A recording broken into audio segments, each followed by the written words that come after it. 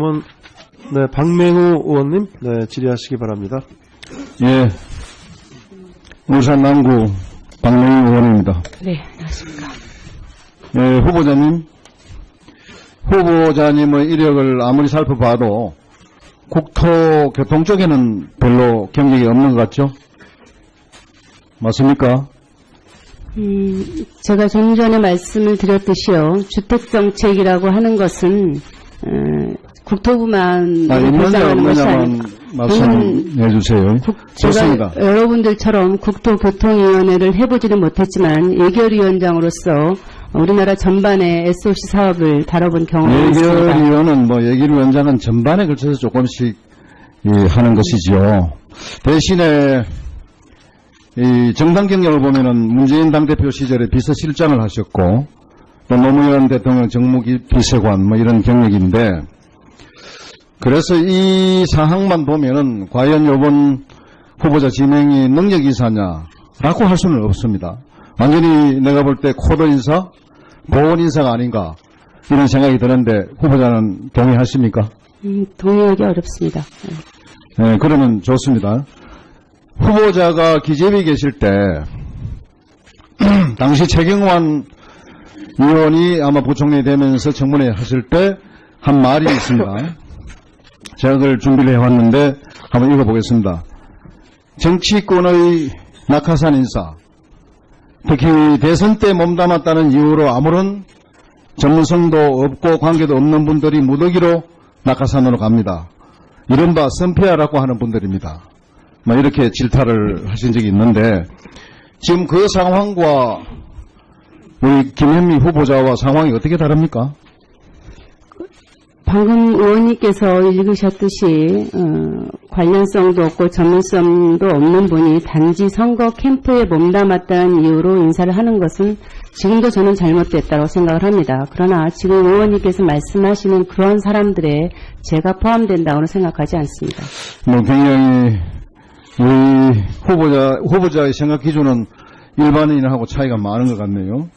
저는 전혀 그렇게 생각하지 않습니다. 이 기준에 의하면 후보자말로 완벽한 선폐아가 아니냐 이런 생각이 들고요. 동의하지 않습니다. 아마 후보자하고 19대 때 기재위 같이 해서 조금 아는데, 그때 같이 일을 해보니까 후보자는 그야말로 법률 통과 막는 발목 잡기 전문가로 이렇게 널리 알려져 있습니다. 소위도 같이 해봤습니다만은 당시 서비스 발전 기본법이라든지 이 정부 측에서는 화급하고 중요한 법안이었는데 끝까지 이것을 막은 사례가 있습니다. 지금 이제 만약에 국토교통부 장관이 지명이 되어서 일을 하려 치면 참으로 방대한 일을 진취적으로 해야 되고 정말 발전 지향적으로 해야 됐을 텐데, 이렇게 매사에 그 폐쇄적이고 소극적이고 그 부정적인 그런 자세로 어떻게 이 막중한 장관 직무를 수행할 수 있을 것인가 걱정이 됩니다. 어떻습니까? 제가 작년에 국회 예결위원장을 여성으로서 최초로 할 때에도 많은 분들이 걱정을 하셨습니다. 그러나 제가 예결위원장 1년을 마치고 난 후에는 예결위 사상 단 한 번의 파행도 없이 국정농단 사태라고 하는 그런 정치 국면에서도 원만하게 제 날짜에 예산안을 통과시켰다는 평가를 받았습니다. 예결위원장 하고는 전혀 다를 텐데 좋습니다. 그런 의지는 있어야 되겠죠.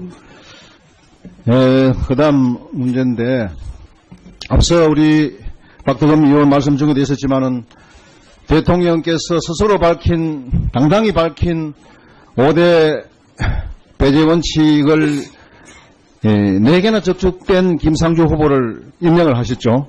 정말 그 오만과 독선에 대해서 참담하게 생각을 합니다만은, 김현미 후보도 검토를 해보니까 5대 배제 원칙 중에서 최소한도 3개 부분이 지금 제기가 되고 있습니다. 세금 탈루 부분이 있고, 또 부동산 투기 부분이 있고, 논문 표절 부분이 있습니다. 그 외에 농지법 위반, 아마 이 부분에 이때 우리 위원들이 하나하나 짚어 나갈 것입니다만은, 논문 표절만 해도 이 내용을 보면 거의 한 3분의 2가 표절입니다. 표절이고, 심지어 인용했다 그날까지 인용을 2차 표절까지 했습니다. 나 이거 정말 이걸 보고 아까 답변에 표절이 아니다, 뭐 약간의 뭐 서툴러서 그렇다 이렇게 변명을 하시는데 이거 나는 용납이 안 됩니다.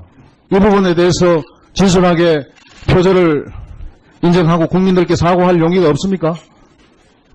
아까도 제가 말씀드렸듯이 제가 처음 쓰는 논문이다 보니까 많이 서툴렀고 그래서 실수가 많았습니다. 그러나 표절을 하지는 않았습니다. 분명히 말씀드리지만은 우리 국민들이나 다른 사람들이 바보 아니잖아요. 그걸 그렇게 뺏겨가지고 꼭 같이 3분의 2나 이렇게 해놓고서는 처음 쓰는 것이라 그렇고 뭐 그런 생각이 없었고 아니다 이렇게 말만 하면 답니까? 이것에 대해서는 이 사실만 하더라도 더군다나 이걸 부정을 한다면은 이것만 가지고도 나는 후보 낙마 사유에 해당된다고 믿습니다. 그리고 뭐 시간이 없습니다만은 뭐 이걸 가지고 제가 얘기하려는 건 아니었는데 그 중에 보면은 세금 탈루 부분이 있습니다. 간단히 줄여서 말하자면은 소득공제 신청을 하는데 두 번에 걸쳐서 허위 신청한 적이 있죠. 처음에 한부모 가족 부동공제 신청 2013년도에 또 2014년도에는 차남 공제를 두 번이나 배우자와 본인 두 분 중복 공제 신청한 적이 있죠. 저하고 남편하고. 기억이 안 나면 날짜하고 자료를 드릴게요. 아닙니다. 제가 그걸 부정하는 게 아니고요. 네. 저하고 남편하고 대화를 충분히 하지 않아가지고 실수를 한 것이고, 한부모 가정 문제는 남편이 한 부모를 모시는 거라고 착각을 해서 그렇게 한 것이지, 제가 드리고 싶은 말 시간이 없어서 그런데, 물론 실수가 있을 수 있습니다. 그러나 당시 이 후보자는 기재위 간사로서 누구보다도 이 부분에 대해서 소상히 알고 있었던 상황이고 그리고 또 잘못된 부분에 대해서 정부를 신랄하게 질타했던 그런 본인이 정작 이런 부당공제 신청을 했다는 것에 대해서는 도덕적으로 비난을 받을 수밖에 없는 상황입니다. 어떻게 생각하세요? 네, 그 부분에 대해서는 저희들의 실수였지만 국민들께 사과드리겠습니다. 네, 수고하셨습니다.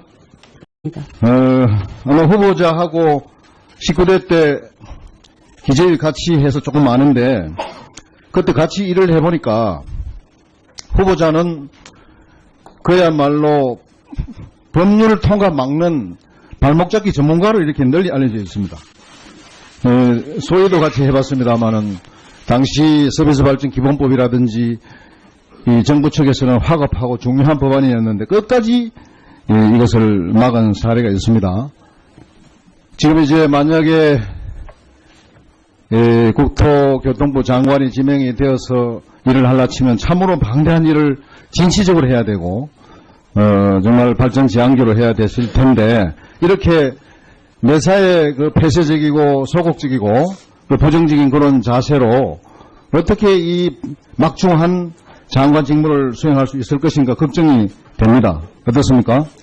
제가 작년에 국회 예결위원장을 여성으로서 최초로 할 때에도 많은 분들이 걱정을 하셨습니다. 그러나 제가 예결위원장 1년을 마치고 난 후에는 예결위 사상 단 한 번의 파행도 없이 국정농단 사태라고 하는 그런 정치 국면에서도 이거 나는 용납이 안 됩니다. 이 부분에 대해서 진솔하게 표절을 인정하고 국민들께 사과할 용의가 없습니까? 아까도 제가 말씀드렸듯이 제가 처음 쓰는 논문이다 보니까 많이 서툴렀고 그래서 실수가 많았습니다. 그러나 표절을 하지는 않았습니다. 분명히 말씀드리지만은 우리 국민들이나 다른 사람들이 바보 아니잖아요. 그걸 그렇게 뺏겨가지고 꼭 같이 3분의 2나 이렇게 해놓고서는 처음 쓰는 것이라 그렇고 뭐 그런 생각이 없었고 아니다 이렇게 말만 하면 답니까? 이것에 대해서는 이 사실만 하더라도 더군다나 이걸 부정을 한다면은 이것만 가지고도 나는 후보 낙마 사유에 해당된다고 믿습니다. 그리고 뭐 시간이 없습니다만은 뭐 이걸 가지고 제가 얘기하려는 건 아니었는데 그 중에 보면은 세금 탈루 부분이 있습니다. 간단히 줄여서 말하자면은 소득공제 신청을 하는데 두 번에 걸쳐서 허위 신청한 적이 있죠. 처음에 한부모 가족 부동공제 신청 2013년도에 또 2014년도에는 차남 공제를 두 번이나 배우자와 본인 두 분 중복 공제 신청한 적이 있죠. 저희 원만하게 제 날짜에 예산안을 통과시켰다는 평가를 받았습니다. 뭐 예결위원장 하고는 전혀 다를 텐데 뭐 좋습니다. 그런 의지는 있어야 되겠죠. 그다음 문제인데, 앞서 우리 박덕흠 의원 말씀 중에도 있었지만은, 대통령께서 스스로 당당히 밝힌 5대 배제 원칙을 4개나 접촉된 김상조 후보를 임명을 하셨죠. 정말 그 오만과 독선에 대해서 참담하게 생각을 합니다만은, 김현미 후보도 검토를 해보니까 5대 배제 원칙 중에서 최소한도 3개 부분이 지금 제기가 되고 있습니다. 세금 탈루 부분이 있고, 또 부동산 투기 부분이 있고, 논문 표절 부분이 있습니다.